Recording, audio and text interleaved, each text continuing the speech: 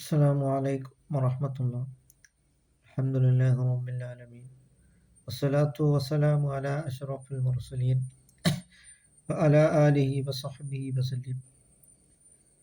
സയ്യിദിന മുഹമ്മദ് റസൂലുള്ളാഹി സ്വല്ലല്ലാഹു അലൈഹി വസല്ലമ തങ്ങൾക്ക് പാതിരാത്രിയുടെ സമയത്ത് റബീ റളിയല്ലാഹു തആല അൻഹു അവിടുന്ന് വെള്ളമെടുത്തു കൊടുക്കുകയുണ്ടായി വുളു എടുക്കാൻ വേണ്ടി.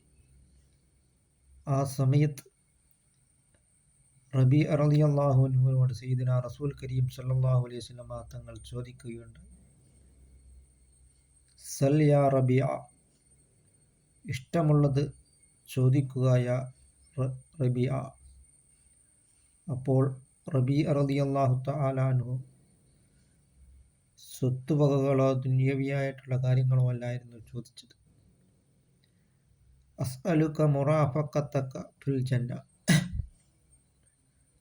സ്വർഗത്തിൽ അങ്ങയോടൊപ്പം എനിക്ക് ഇഴുകിച്ചേർന്നിരിക്കണമെന്നാണ് സയ്യിദുനാ റസൂൽ കരീം സല്ലല്ലാഹു അലൈഹി വസല്ലമ തങ്ങൾ പറഞ്ഞത്. അപ്പോൾ സയ്യിദുനാ റസൂൽ കരീം സല്ലല്ലാഹു അലൈഹി വസല്ലമ തങ്ങൾ അത് തരുത്തില്ല എന്ന് പറഞ്ഞില്ല.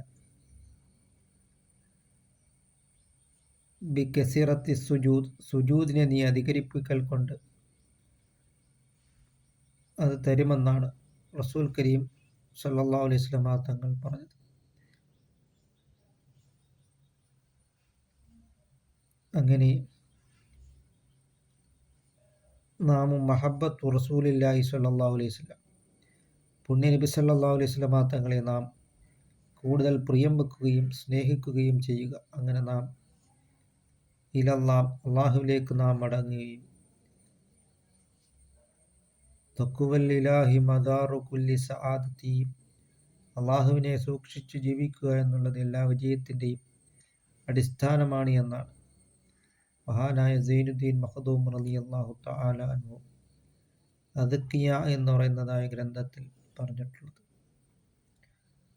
തഖ്വയിൽ അധിഷ്ഠിതമായി ജീവിക്കുവാനുള്ള മഹാസൗഭാഗ്യം അല്ലാഹു തആല നമുക്ക് നൽകുകയും ചെയ്യുമാറാകട്ടെ.